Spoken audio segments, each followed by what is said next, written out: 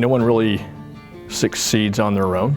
I've had a lot of supporting cast with my folks, my aunt and uncle. I've had a couple of high school coaches that I got a chance to play for that had influence on who I became and how successful I was.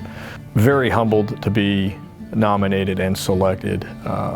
Honored, of course. A friend of mine, Dave Albee, who I played baseball with, had actually reached up through to my unit and had asked to get my bio and then submitted it in with the nomination.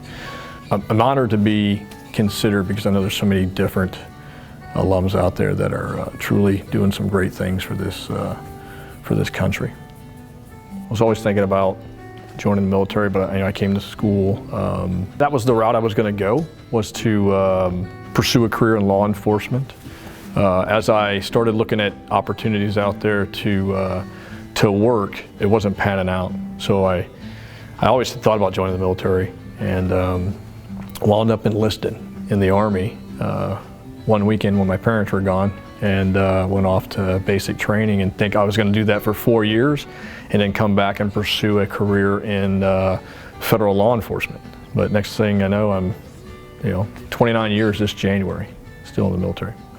I'm honored to be able to serve my country and be able to engage against some of those outside entities that are trying to bring harm to the United States. I've met great people along the way. I think that's what I'll miss the most when I retire, are the relationships and the people that I met that had the influence on me when I was younger.